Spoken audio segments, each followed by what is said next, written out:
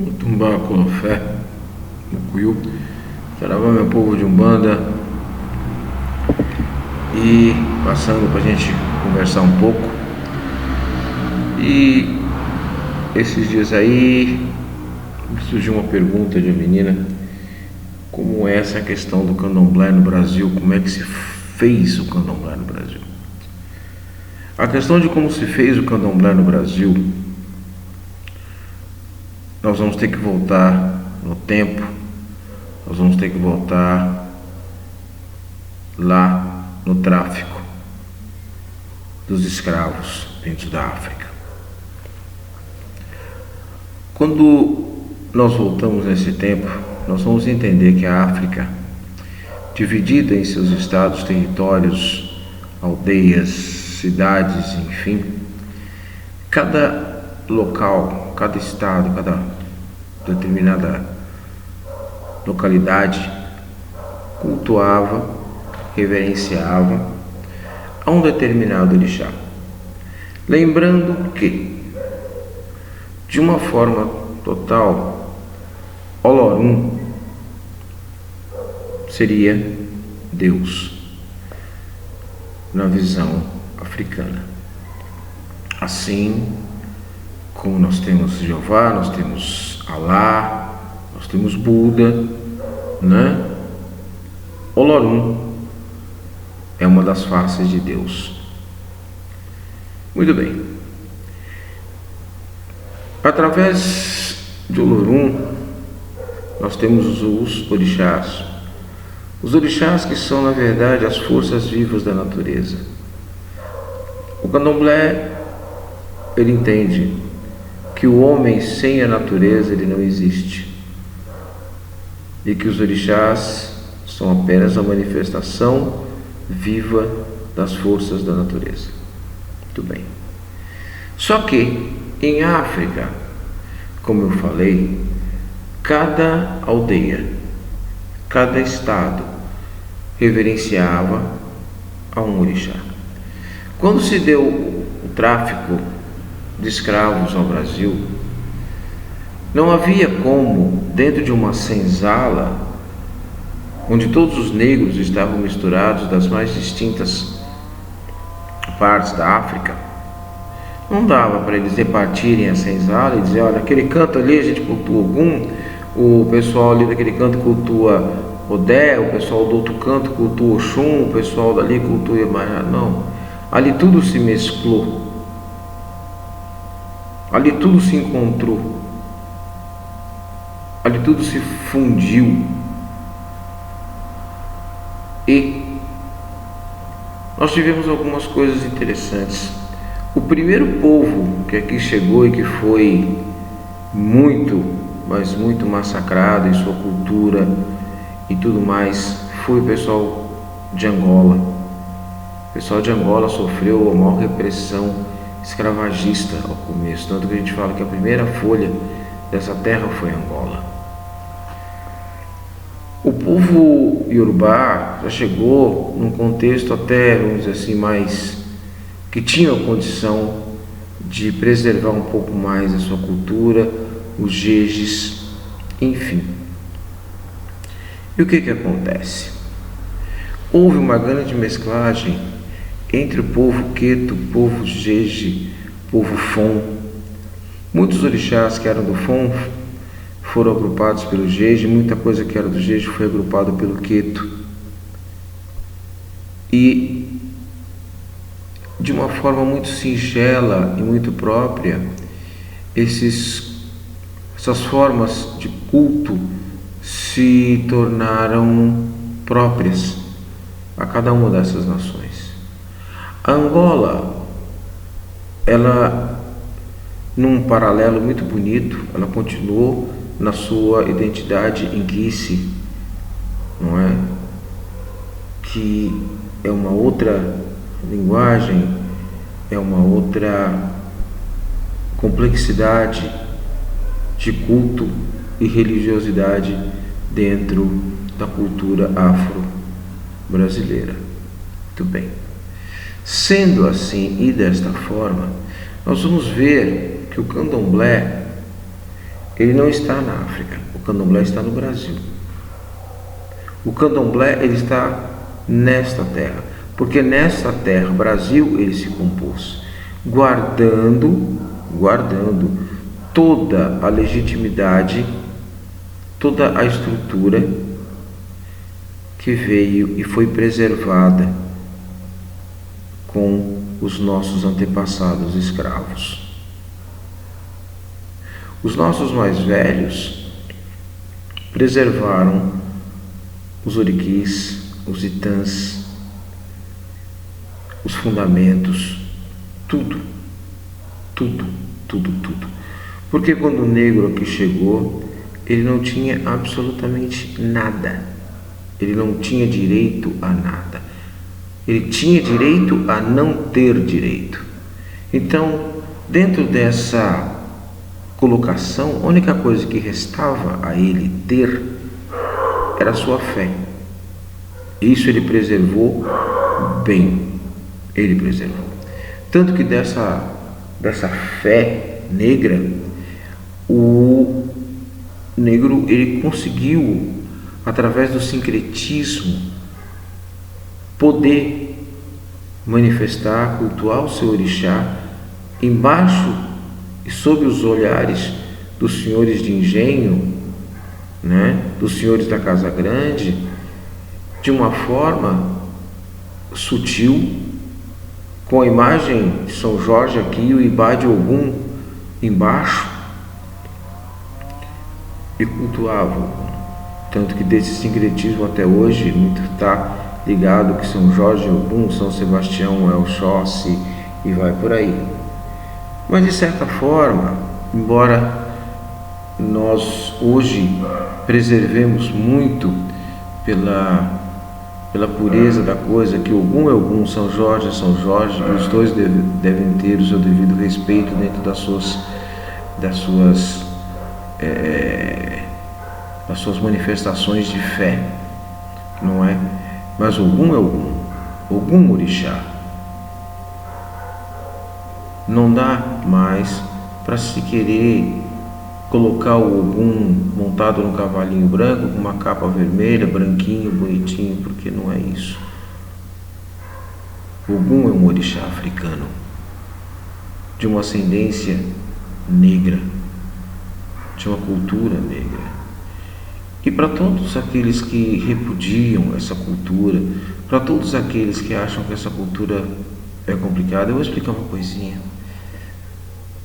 Mais do que comprovado já está que o berço da humanidade é a África.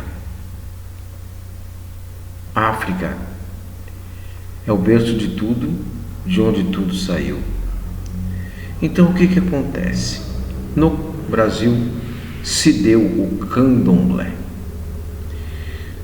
O candomblé de cultura queto são provenientes, pelo menos aqui, de 3 casas mães: a Casa Branca do Engenho Velho, o Cantuá e o Axé Povo-Forjá. Essas 3 casas, de certa forma, deram origem a várias outras casas de candomblé. Várias. E trazem no seu interior o culto, a reverência a distintos orixás que até muitas casas hoje já não cultuam, não é? Porque são necessários vários elementos para que você possa realmente, de fato, de verdade, fazer o culto, o ritual, o dogmático, preceitual daquele orixá. Então o candomblé, ele prima muito. Se você tem isso, você pode fazer isso. Se você não tem isso, não tem como você fazer isso. Então faça aquilo que você tem, que você detém na sua mão, para que o resultado seja bom. O orixá entende o que você tem. não aquilo que você poderá vir a ter, porque o que você poderá vir a ter, você ainda não tem. E o orixá, em sua magnitude, ele está dentro desse contexto. O candomblé, ele no Brasil, ele reúne, as mais diversas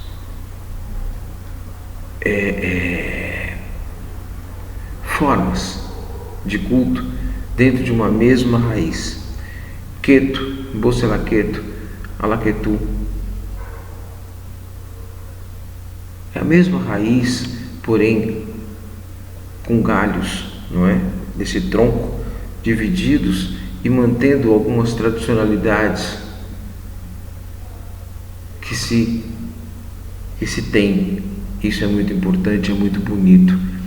E antigamente, e ainda hoje, muitos se tem das casas mais velhas, as casas mais antigas, dentro das nossas festas religiosas, se encontrarem, fazerem a coisa junto. Isso é muito importante para a nossa religião, porque ainda se reporta aquela coisa da senzala, onde todos estavam juntos e tinham que estar unidos para permanecerem vivos e fortes. O candomblé, além da sua existência de ordem religiosa, ele é, eu acredito, uma grande forma de resistência de cultura, de resistência de uma história. O candomblé é muito rico em uma série de aspectos. Se isso não em sua totalidade, o candomblé ele reverencia aos enquices, aos orixás, aos voduns, mas dentro de uma estrutura bem entendido que tudo está ligado à natureza. O candomblé é a natureza. O candomblé, ele põe o homem na sua posição de dependência, de total dependência da natureza. Sem a água não tem vida, sem os ventos de Ansan não dá, sem a metalurgia de Ogum não temos o progresso, sem a estrutura de justiça trazida por Xangô não há o equilíbrio, sem a presença de Iemonjá não haveria vida, porque toda a vida veio da água,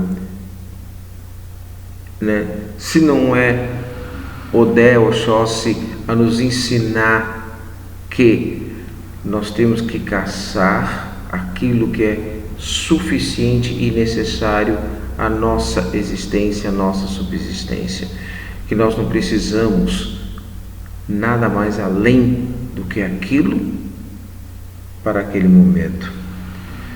Então o orixá, ele nos traz a questão de que nós devemos não viver aquilo que nós queremos em pujança, mas sim o que nós precisamos para sermos felizes. O candomblé é isto. O candomblé nos ensina que o homem tem que ser feliz.